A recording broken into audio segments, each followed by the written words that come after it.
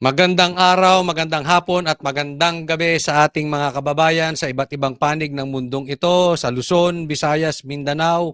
Muli po nagbabalik Coach Oli. Huwag pong kakalimutan, pagpasok pa lang ay konting lambing, i-like po nyo agad itong vlog ko, itong video na ito, paki-like po agad ha. And doon sa mga hindi ko pa po subscriber, nananawagan po tayo doon sa mga nanonood. Again, konting lambing, subscribe po tayo ha dito sa YouTube channel ko na Coach Oli. Ito po ang ating pag-uusapan. Cheese, nag-alatore. Aba, pambihira. Medyo kakaiba yun ha. Cheese, nag-alatore. Parang ano, hindi bagay. Ang ganda-ganda ng asawa mo. At ang pogi ito, di ba? Pogi naman to si Cheese. No? Mga senador, nag-iyakan. Nako, may drama.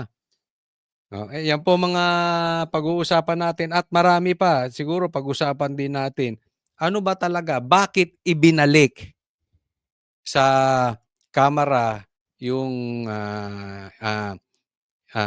impeachment? No? At bakit nagrereklamo itong mga, alam mo na, yung mga kalaban? No? Anong dahilan? Anong punto? Susubukan po nating ipaliwanag kung ano ang nangyayari behind the scene. Okay? Sisimulan ko na po agad-agad. Di na natin pagtatagalin dahil ang bida, dahil kay Coach Oli, bida ang balita. Ito po, simulan natin. Hindi tayo pantay. Ito sinabi ni Chisto at nag-alatory po ito si Chis. Sige. At dahil nga sa utos na ibalik sa Kamara ang articles of impeachment laban kay Vice President Sara Duterte, ay hindi na itinuloy ang pagharap nito sa Senado ng prosekusyon. Moot o wala ng saysay na ituloy yan ayon sa Senate President. Tama. Excuse me. Wala nang saysay, di ba? Binalik na sa Kamara. Sabay giit na hindi inaantala ang impeachment trial. Nakatutok si Mav Gonzalez. Wala aniyang magagawa ang Kamara kundi sumunod sa mga utos ng impeachment court, ayon sa presiding officer nito na si Senate President Cheese Escudero. Hindi ito House at Senate kung saan co-equal ang mga ahensyang yan. Sakit, no? Ito ay pinapaliwanag kasi laging sinasabi, even pagka mayroong pinapasang batas, pagka pinag-uusapan, sa katunayan, ayaw tinatawag ng Kamara na lower house. Di ba? Pag sinabi Senate and then yung lower house, ayaw nila yan. Kasi para sa lower house ay para sa Kamara, pantay lang ang Senado at mga congressman. Excuse me po. Yan. Ipinapaliwanag dito ni Chis, hindi tayo pantay. Yes, pagdating sa batas, co-equal tayo, pantay tayo. Pero pagdating dito sa impeachment, hindi. Kasi kami ang judge, prosecutor kayo. So pag may inutos kami sa inyo, gagawin ninyo. Kailangan mag-submit kayo sa judge. So dito, mas mataas po ang Senado compared sa congressman pagdating po sa impeachment. Alam mo, para sa akin, well, anyway, nasa batas yan no? Na sila ay pantay. Parang presidente at ang judicial, pantay yan dapat. Supposedly, sa batas, meron silang kanya-kanyang hindi pwedeng basta-basta na lang uutusan ng presidente ang mga hurado, di ba? Kasi meron silang separation of powers. So parang ganito po dito sa Kamara. Okay? Pantay sila. Pero in reality po, mahiya din naman ng Congress. Kasi, I mean, sa dami nila, tapos iilan lang ang boto nila. No, ito para sa akin, layman's to hindi po ito patungkol sa isang eksplanasyon ng isang abogado. Ilan po ang boto ng Senado, 'di ba? So, kung titingnan mo, ano ba ang nagbibigay ng power, 'di ba? Kahit saan. Kahit sa politiko, anong talagang nagbibigay ng power? Mandato ng taong bayan. Yung boto, yung suporta. Kaya nga minsan, natulad ngayon, halimbawa ang presidente, binoto ng taong bayan. Pero very sensitive, dapat ang presidente sa sigaw ng taong bayan. Kasi kung hindi na naka-back up ang taong bayan sa presidente, delikado po yan. Ngayon po nararamdaman na natin, ayaw na ng taong bayan sa presidente. Ayaw na ng mga ibang politiko. Sa katunayan, nagbabaliktaran na yung ibang politiko at lumilipat na ng kampo. Isang explanation ito, ha. Alam na alam naman natin ang impeachment. Kahit bali-baliktarin nila ng explanation, kahit mag-quote sila ng kaliwat kanang batas nila, this is political in nature. Botohan po yan eh. Hindi mo maiaalis sa isang tao na boboto yan base kung saan sila kampo-kampi, kung saan ang agenda nila. At pag tiningnan nyo po, yung 18-5 na votes, malaking bagay yan. Even yung boto ni Lito Lapid na kaalyado ni Marcos, bumoto, ibalik. Wala silang magawa eh. You know why? Alam nila ang mandato, alam nila ang taong bayan ayaw sa impeachment. Alam nila ang taong bayan nakasuporta sa Duterte. Even Tulfo, wala siyang choice eh. Pag bumaliktad si Tulfo, kahapon, bumoto siya na hindi payagang ibalik, tapos na ang karir ni Raffy Tulfo. Maniwala kayo sa akin. Alam naman natin na may pangarap si Raffy Tulfo maging tumakbong presidente. 'Di ba? Eh yan ay pinag-uusapan na. Kaya yung iba dyan, bumoto in favor na ibalik.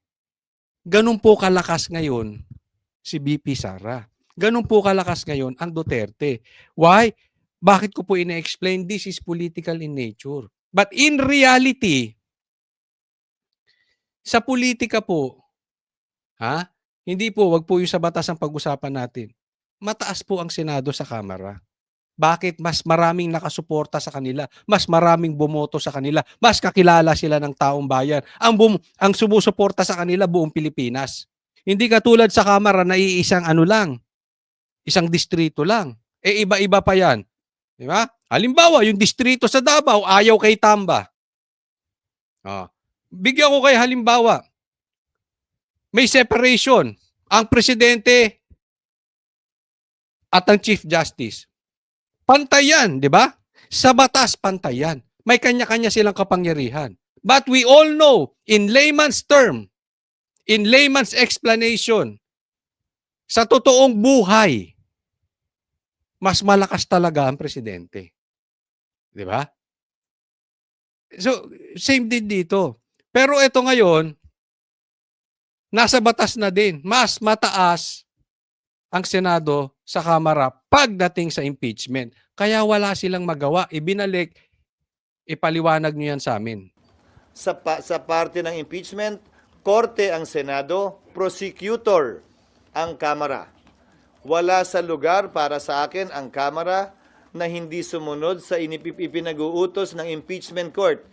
Sa botong 18-5, nagdesisyon ng impeachment court na ibalik sa Kamara ang articles of impeachment laban kay Vice President Sara Duterte. Pinagsusumite ang Kamara ng pleading na nasunod lahat ng requirement ng konstitusyon sa impeachment, partikular ang one-year bar rule.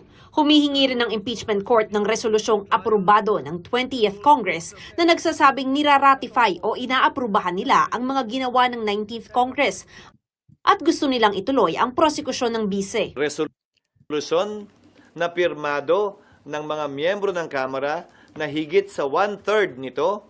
Bagaman sa Yan. Pag-usapan natin. Ito matindi dyan, ha?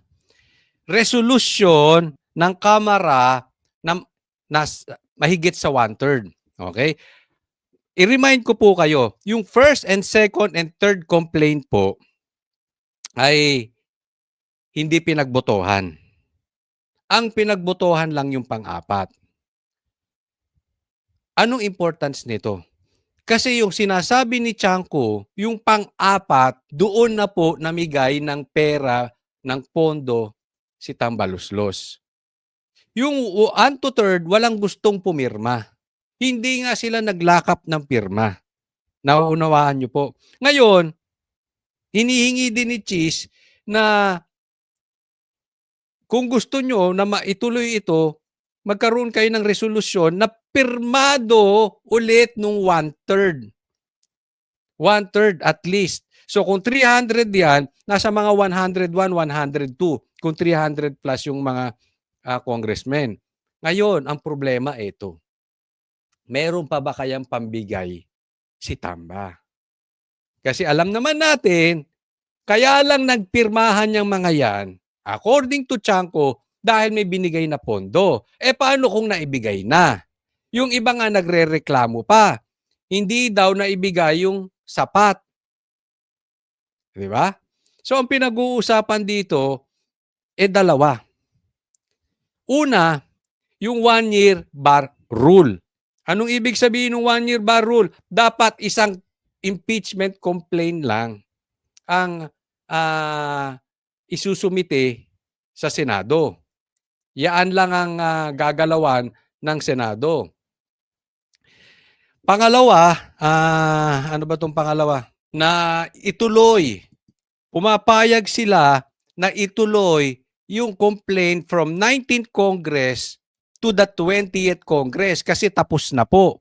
Patapos na po sa June 30 yung 19th Congress. Ang nag-file niyan ay 19th Congress. So kayo ba, sang-ayon kayo Kamara na ituloy natin sa 20th Congress? Yan ang pinag-uusapan. Paliwanag ko po isa-isa. Ako po ay hindi abogado, pero susubukan nating ipaliwanag yan. Ang sinasabi ng hindi kayo pwede mag-file. Kasi illegal yan. Ang sinabi ng mga senador, illegal yung pagpa-file nyo kasi kaya nga binabalik namin sa inyo para kurikin nyo at magpirmahan kayo ulit ng 1/3. Bakit? Kasi 4 yung final ninyo. 1-year bar rule, dapat sa isang taon ay isa lang ang pwedeng complaint. Ang sinasabi naman nung kampo, ang maingay ngayon, Pinklawan, okay? Ang sinasabi naman nung Pinklawan, teka muna, final lang naman yan. Hindi pa yan, dapat hindi pa yan initiated. Yun ang sinasabi nila, hindi pa siya initiated. Isa lang po ang kasi para siya maging official, sabihin na lang natin, initiated official, para siya maging official, dapat ipapasa muna sa Court of Justice. I-refer muna sa Court of Justice. Naalala nyo po, so 4 yan. Isa lang ang pinasa sa Senado. Tinanggal nila, nilagpasan na nila yung Court of Justice kasi nga nakabuo sila ng 1/3 votes. So po pwede yun, ilagpasan na nila yung Court of Justice.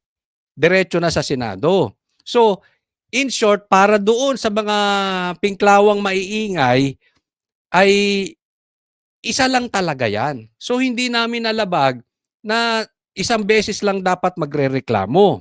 Naiintindihan, nasusundan nyo po. Ang sabi naman ng Senado, hindi, mali pa rin kayo. Bakit? May illegal kayong nagawa. Kasi 4 pa rin yan.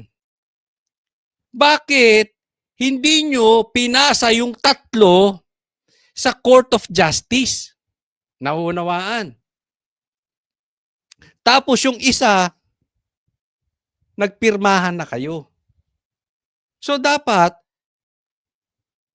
isa lang ang ipa-file ninyo. Yun ang sabi ng Senado. Isa lang ang ipa-file ninyo. 4 na yung final ninyo eh. Naiintindihan. Dito ngayon nagkakaroon ng problema na ibang sinasabi ng Senado, ibang sinasabi nitong Pinklawan, nagkakaroon ng confusion. Kaya nga sinasabi dito ni Cheese, kung may problema kayo, binalik namin yan sa inyo, sa presinto kayo magpaliwanag. Ganon. Nakuha. Hindi. nag-ala Torre, di ba? Ganyan si Torre, di ba? Basta gagawin namin to. Kung may reklamo kayo, saka na lang kayo magreklamo. Kung meron kayong hindi sa tingin ninyong tama, magreklamo kayo. Basta gagawin namin to. Sa presinto na lang kayo magpaliwanag, parang ganun si Torre. Ganyan na sinasabi ngayon ni Chis Escudero. Oh, sa presinto na lang kayo magpaliwanag. Gagawin namin to kasi naniniwala kami tama na ibalik sa inyo dahil may nagawa kayong illegal. Unconstitutional pala. Dahil hindi nyo inaksyonan yung tatlo na supposedly ipinasa nyo sa Court of Justice or pinagbotohan nyo. Hindi nyo ginawa. So magkaiba, di ba? Magdemanda kayo sa Supreme Court kung sa tingin ninyo mali. Nag-alatori si Chis Escudero. No. Alam mo, nangyayari dito, back to you. Di ba? Kasi simple lang yan eh. Huwag tayong maglokohan. This is all political. Ha? Hindi ako naniniwala na walang halo tong politiko. Katanga mo na lang. Kung naniniwala na ito'y walang halong politika. Kayo, pinulitika nyo si BP Sara eh. Anong totoo dyan? Pinulitika ninyo. Bakit yung confidential funds ni BP Sara ang sinilip nyo ng sinilip? Kayong Pinklawan, kayong mga NPA, kayong mga komunista, kayong makatamba, kayong mga makamarcos, bakit hindi ninyo kinwestiyon yung confidential fund ni Marcos? Bakit nananahimik kayo? Kung kayo ay para sa taong bayan, bakit si Sara lang ang in-isolate ninyo? Alam nyo kung bakit? Mamaya ipapaliwanag ko. Third nito, Bagaman sa Hulyo pa ang pagbubukas ng 20th Congress, iginiit ni Escudero na hindi dinedelay ang paglilitis sa impeachment complaint na ayon sa kanyang order ay hindi pa dismissed o terminated. itong paghingi namin ng impormasyon, dagdag na trabaho siguro sa prosecution. Pero ano naman ngayon, akala ko ba gigil na gigil sila dito? Ang sarap. Ang galing mo dyan, Chis. Alam mo naman ang Banateros, hindi ko kinakampihan to si Chis. Alam naman natin naging alawaiter to kay Lisa. No? Pero dito, ang galing ni Chis. Diba? Kala ko ba gigil na gigil kayo? Di trabahuin ninyo. Diba yung question? Ipaliwanag nyo na kayo'y sa ngayon na talagang wala kayong nagawang illegal. Bakit hindi nyo final yung tatlo tapos yung isa lang ang ginalaw nyo? So wala kayong nalabag na 1-year bar rule. Pangalawa, na papayag kayo na tumawid sa 20th Congress. Oh. Paano nyo gagawin? 1/3 votes. Patay si Tamba rito. Gastusang malalaki na naman nito. Nako, delikado. Alam mo nyo naman, bawat galawan dyan. Bawat pirma dyan. Alam ni Tamba yan. Diba? Kaya nga binuking siya ni Chanco eh. Ito sa akin. Huwag kayong maagastang malinis. Diba? Ulitin ko, pinulitikan nyo si BP Sara. Pumirma kayo dahil sa pera, sa pondo. Tapos, magpapa-interview kayo sa media, nakala nyo ay ang lilinis ninyo. Naakala ninyo, ipinaglalaban ninyo ang konstitusyon. Ipinaglalaban ninyo ang karapatan ng taong bayan. Nagpunta pa kayo sa pare. Ikulong, i-impeach si BP Sara. In the first place, yung ugat pa lang, illegal na. Yung ugat pa lang, unconstitutional na. Nagsimula yan sa pork barrel. Nagsimula yan sa suhol. Yung pirma. Huwag kayong magalit sa akin. Sinusundan ko lang yung sinabi ni Chanco na until now hindi nyo pinapaliwanag, na until now hindi nyo dinidinay. Di ba? Kaya nga sabi, kung pupunta ka sa korte, kailangan yung kamay mo malinis eh. Di ba may kasabihan tayong ganun?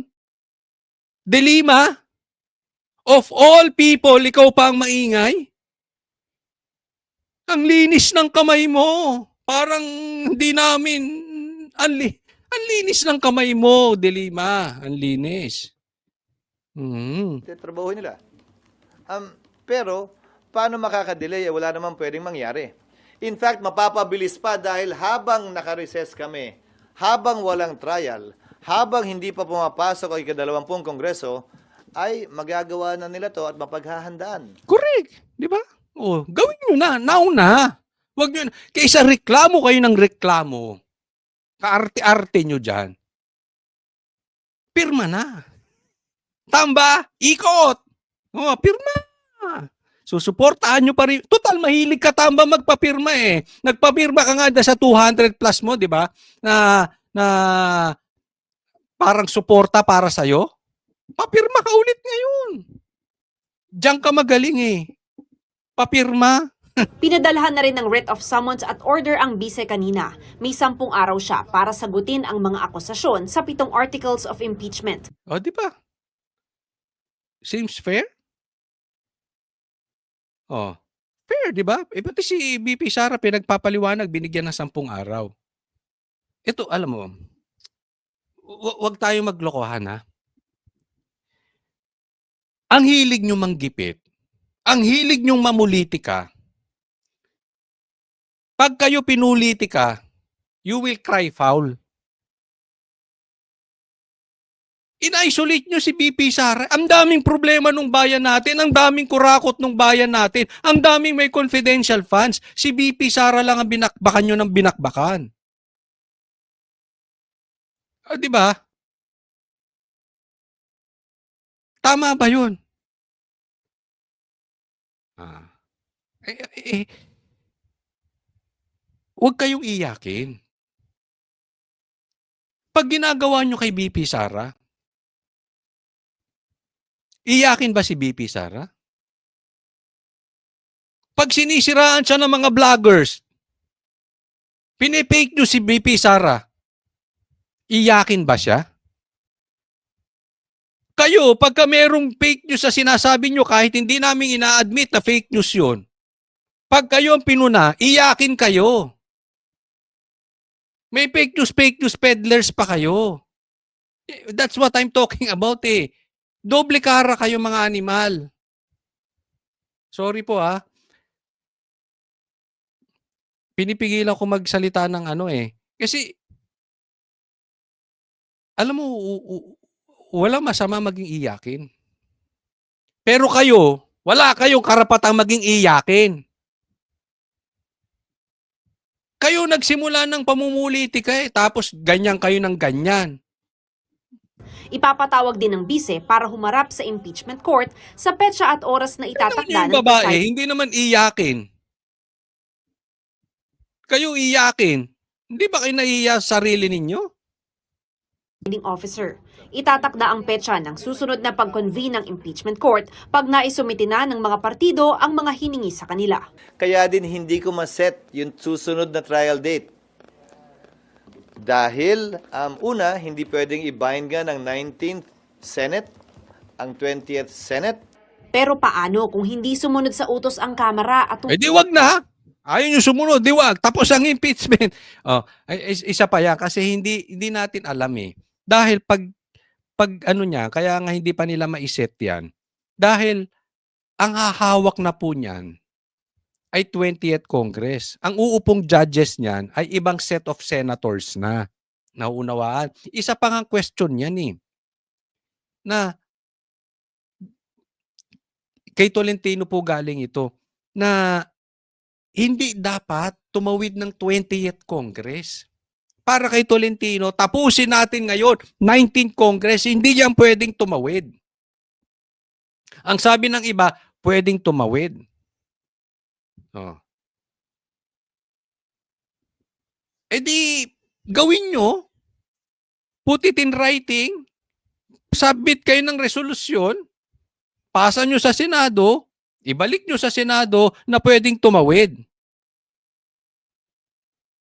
Di ba? Simple lang naman eh. Kasi alam nyo, ang kina-question nila dito, yung pagdi-delay-delay. Sabi nila, hindi mo dapat ipaprioritize gagawin ang mali, i-sacrifice mo yung tama for the sake na bibilisan 'to, 'di ba? So, again, ulit, sino magde-decide kung puwedeng tumawid from 19th to 20th? Congress. Yung ano, yung 20th senators, yung susunod na uupo. Kung may complain kayo, do'n kayo magreklamo sa presinto. Complain kayo sa Supreme Court, 'di ba? Pero kung anong desisyon ng, Senado ng 20th Congress, iyon na yun. Walang isumiting pleadings. Kunwari, ayaw magsumite ng Kamara nung hinihiling na resolusyon. Ayaw. Hmm. Pagdating na impeachment court ng 20th Congress, sasabihin nila, hindi naman talaga kailangan yan. I move na magpatuloy tayo ng kahit hindi tayo pinansin. Kahit O bata si Cheese, 'di ba? Hindi pinansin ng ano, hindi pinansin halimbawa, hindi pinansin ng House. Pero sinabi ng 20th Congress, kahit di natin pinansin 'yan, tuloy na natin kasi total nandito na. Oh, pagbobotohan 'yan. Seems fair for ano. But you know what? Yung 18-5 na boto, that is convincing. Ang incoming pa is Bato, Bongo, si Lito Lapid lang ang ano, 'di ba? Kita nyo naman, bumoto pa si Lito Lapid, Amy, Villar. Siguro ang solid lang doon talaga si Bam Aquino tsaka si Kiko. Magdadalawang isip pa yan si Bam at Kiko. Alam nyo kung bakit? Meron na riyan, nakabalik na sa politika. Maybe they will try to play the game na kunwari hindi sila kritik ng Duterte. Kasi alam nila, possible yun, ganun ang gawin nitong mga ito. We don't know. Pero kahit bumoto sila against VP Sara or dito sa impeachment na to, ay malayo. I don't think mananalo sila dito. hindi tayo sinunod, kahit hindi ginalang yung impeachment court. Pagbobotohan namin, kung sino may mayoryang boto, siya masusunod. Sa sulat ni Escudero kay House Speaker Martin Romualdez, nakasaad na dahil inisyuhan na ng writ of summons ang bise, ay moot o wala ng saysay ang nakatakda ng pagharap ng prosekusyon ng articles of impeachment. Kaya hindi na yan itinuloy. Dismayado si Senador Risa Hontiveros sa pagbalik sa Kamara ng articles of impeachment. Sabi ko nga kagabi, di ba? Ito solid, ito. Yan, baka sila. Ito, ha? Mamaya explain natin, no. Na-explain ko na po ito, bata bakit Pinklawan ng gigil na gigil? So read my face.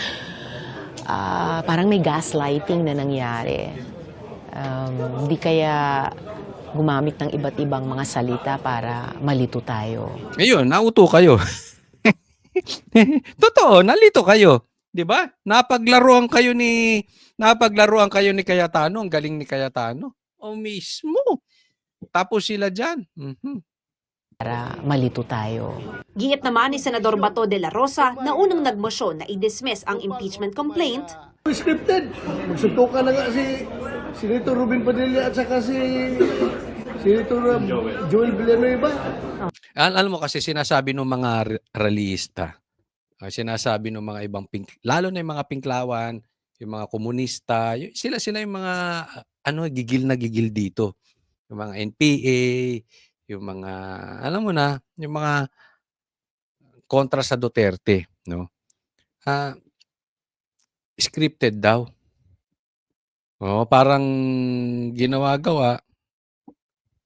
Tapos ang punto lang naman talaga ay hindi sila magko-convene para hindi masimulan yung impeachment at para ma-delay.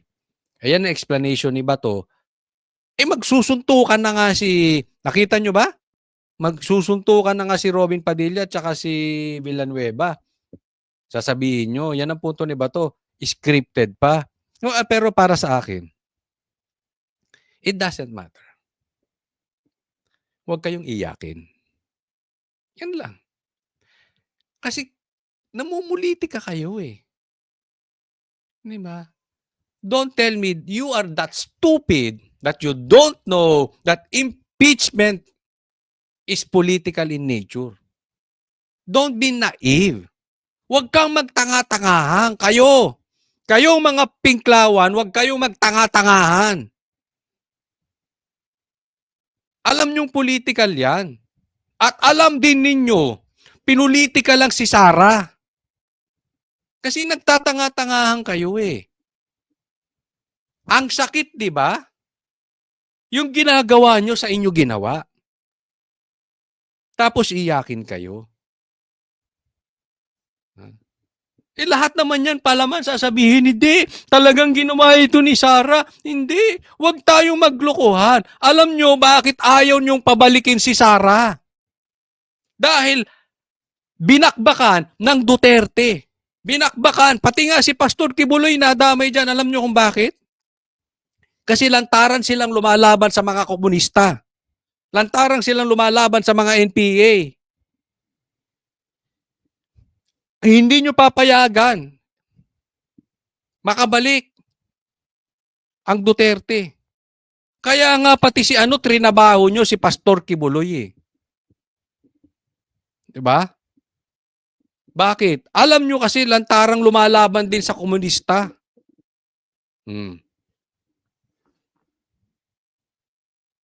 Wala ngang kaso, nagkalkal kayo ng kaso. Yun ang script na gusto niyo, suntukan. The first camp who made the motion, they were so shocked to feel na bakit nag-i-issue ng summons. And then on the other end, yung gusto ng magtuloy ng impeachment trial ay hindi rin gusto yung naging desisyon ng korte. Parehong hindi. Ang punto niya dito, parehas lang. Sila Bato nga, hindi nagustuhan yung dahil para sa kanila, i-dismiss. Ito naman sila Pimentel, simulan na agad-agad. Ang naging desisyon, ibalik. Ayaw nga nila Bato eh. Diba? Hindi sila convinced. Sila Robin. Parang mali yun. Dapat hindi binalik. Dapat i-dismiss. Oh. Sila naman, talagang gigil simulan ito. So, sabi ni Villanueva, I think gumagana ang batas. Kasi hindi natin hinayaan na manguna dito yung mga gusto ng pabor at hindi pabor. O, yun ang punto. Okay, next topic po tayo. Ito po, mga senador, nag-iyakan. Nag-adjourn sine Die ang third regular session ng 19th Congress ngayong gabi. Pero bago po yan, nagbigay ng valedictory speech ang mga graduating senator. Saksi si Raffy Tima. O yan, sabi, nag-adjourn sine Die. Sine Die. Ang spelling nun, adjourn, tapos S-I-N-E. Sine, die, D-I-E. No? O, parang ang ibig sabihin doon, nag-adjourn sila without setting a date to reconvene. Nag-adjourn sila parang, oops, recess na. Ma'am, time out. Parang ganon, time out. Oh, pero hindi pinag-usapan kung kailan magi-game ulit. Parang yon. Yon ang ibig sabihin nun. Oh, so, nag-adjourn sinidje. Yan. So, kasi hindi pa nila alam eh. Dahil binalik nga sa Kamara yung article of impeachment. So, hindi nila alam kung kailan ibabalik ng Kamara sa Senado. So, hindi pa sila nagsiset ng date.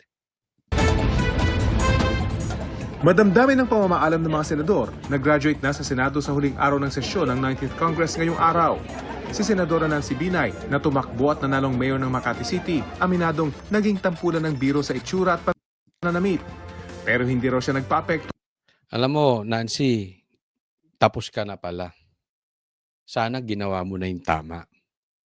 Di ba?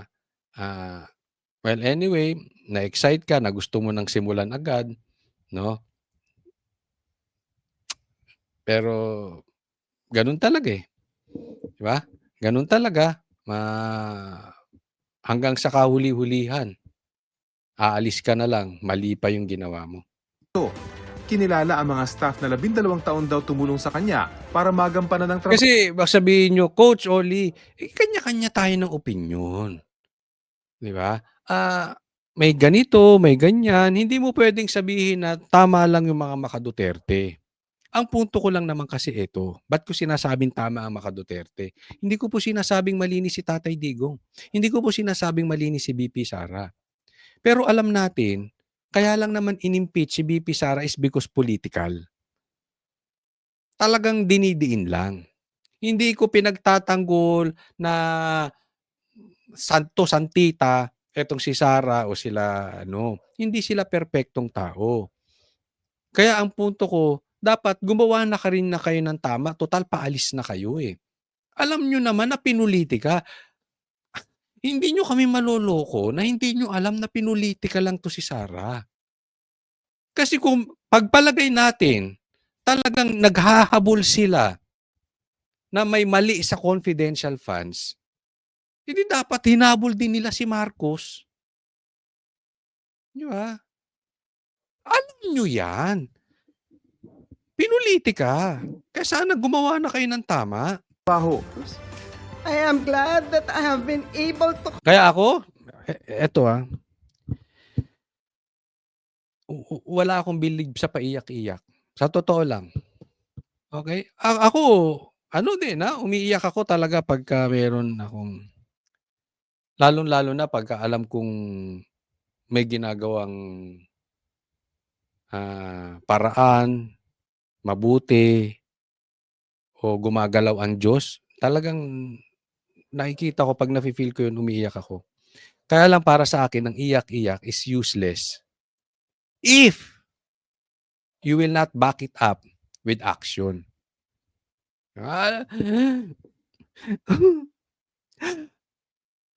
Mahal ko siya. Mahal mo siya ng lalaki ka. Mahal mo siya ng babae. Ba't ka ng babae? Di ba? Natukso ko eh. Tapos, susunod ulit. Hindi ko na ulitin. Tapos natukso ka, ng babae ka na naman. Ng lalaki ka na naman. Tapos iiyak. Parang ganon. Hindi ko sinasabing si Binay Hindi ko siya sinasabing siya. Kaya lang minsan, medyo pag umiiyak-iyak ang tao, I will always look at them doon sa ginagawa. Magbabago na ako. Hindi na ako magda-drugs.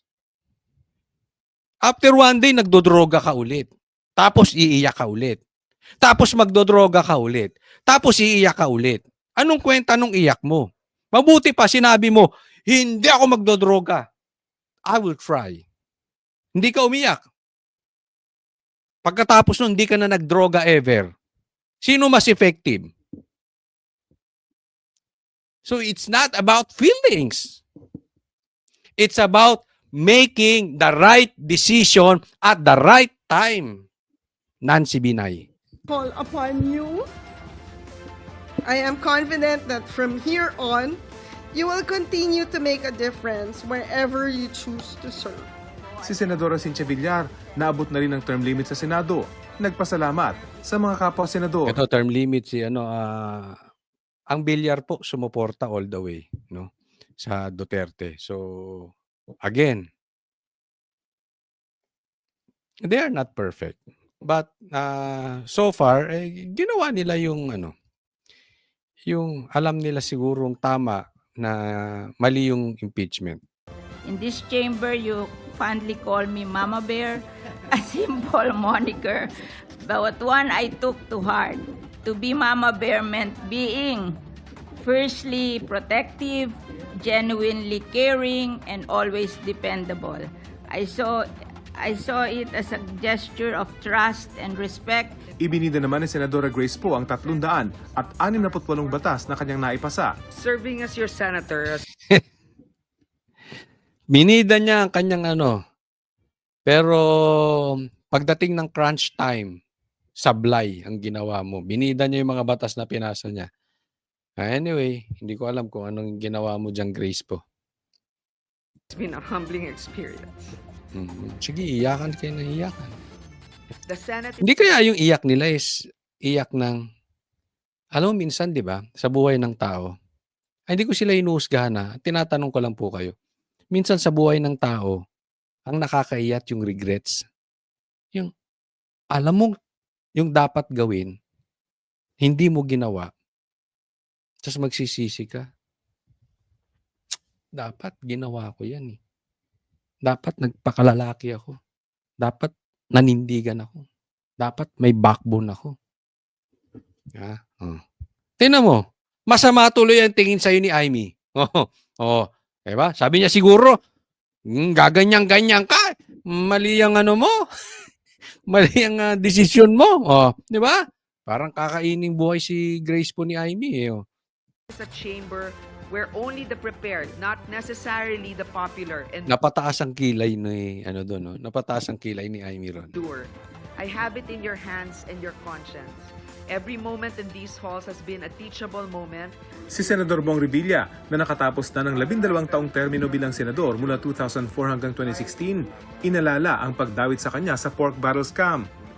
4 na taong nakulong at noong makalaya noong 2018, tumakbo sa Senado noong 2019 at nakuha ang 11th place.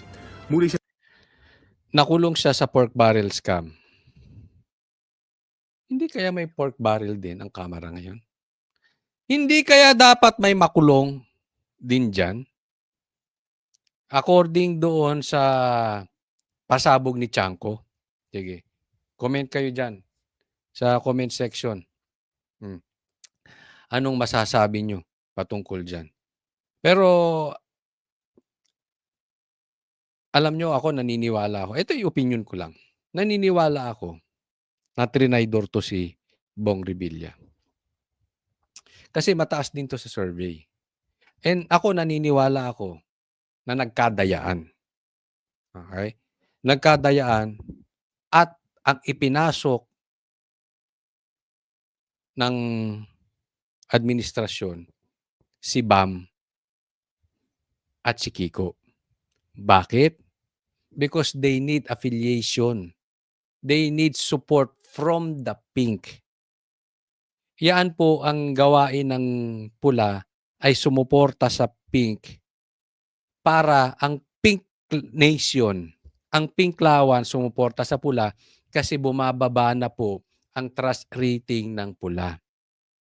Iniiwan na sila and they know after the election 2028 na mas lalo pang bababa ang kanilang power. So they need the yellows. So para maipasok yung dalawa,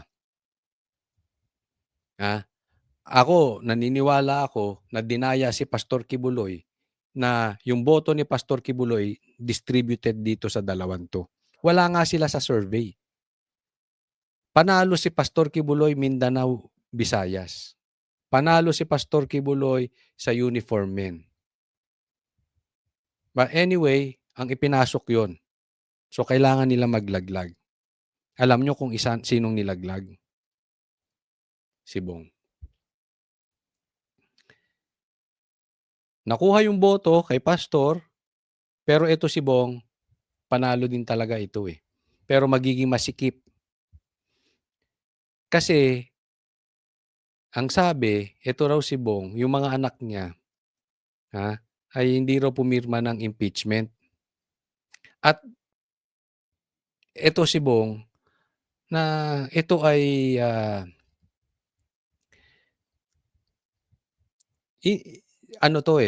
suporta to sa Duterte, no? Yan ang sinasabi di umano na ang talagang loyalty nito nasa Duterte, no? Kaya total hindi sila sure kung ano ba talaga ito si Bong, siya ang nilaglag. But in any case, dapat sana to si Bong ay hindi siya nag-alyansa. Kaya naman niyang ipanalo eh. Kung nag-independent pa to si Bong, baka nanalo pa to. Or, hindi ko alam kung pwede siya sa PDP. But anyway, yun ang naging sitwasyon eh. No? So, alam nyo naman, gumaganyan ng gobyerno eh, ang administrasyon. Pagka nakikita nila, they will not give full support if wala silang mapapala sa'yo. No? So, naging biktima rin ito si Bong ng dayaan at traiduran. tumakbo sa nakaraang eleksyon pero hindi na nanalo. The journey back here was not easy. Nagbalik ako sa Senado hindi lamang ng may karanasan, hindi. May mga pilat ng nakaraan. With one hand on my chest, I can confidently say that we gave them nothing less than our all. Si Senador Coco Pimentel na naabot din ang 2-term 6 years limit. Marami daw natutunan sa 12 taon sa Senado. Marami rin daw siyang nagawang mali. Sabay biro. Yan, talo to Talo to si Coco Pimentel, di ba? Tumakbo ata tong, hindi ko alam kung congressman. Basta local ang itinakbo nito. Talo to si Pimentel. Kasama rito ang nangyari kagabi sa botohan ng Senate Impeachment Court. Paano nyo kami nautakan? Oh. Yes, paano nautakan ng majority ay minority? Tapos, actually may pagkakamali kami na present kaming dalawa. Kung absent yung isa, meron sana kaming parliamentary maneuver na nagawa. Di ba, alam mo nakarakas nito no? So, may tampo rin to sa Duterte dahil noon sa nangyari doon sa PDP party. Pero hindi ko na muna i-detalye, ikwento lahat ito kasi ang bala ko isulat ito sa isang libro para naman merong pang bumili ng libro ko. Okay? Kasama sa hindi na makakabalik sa susunod na kongreso si Senador Francis Tolentino matapos matalo noong nakaraang eleksyon. Isa pa to si Tolentino. Pero wala siya sa huling sesyon at nagpaabot na lang ng pasasalamat sa lahat ng kanyang nakatrabaho. Isa pa si Tolentino. Kung si Tolentino, ako naniniwala ako si Tolentino kung hindi nag-alyansa, kung hindi siya naging balimbing, pumunta siya sa PDP, panalo to si Tolentino. Panalo to. Kasama niya si Bongo tsaka si Bato. But anyway, hindi ko alam kung anong nakain niya, anong nangyari, bakit nagpunta siya kay Marcos. No, but yun. Talo. Sa kanyang isang termino sa Senado para sa GMA Integrated News. Ang nakita ko lang kay Tolentino na posible, siguro wala siyang pera. At alam naman natin, madugo ang kampanya. Pag wala kang pera, hindi mo kaya makapag-full campaign dyan. Pumunta siya ron dahil alam naman natin ang administrasyon ay nasa kanila makinarya. No? Yun nga lang, nakakapag-kampanya ka nga, talo ka naman. Ayan. Huwag po kakalimutan, i-like po itong video na ito. At doon sa mga hindi ko pa po subscribers, sana mag-subscribe po kayo. Thank you po sa lahat. Para sa Diyos at sa Pilipinas nating mahal, Coach Oli po.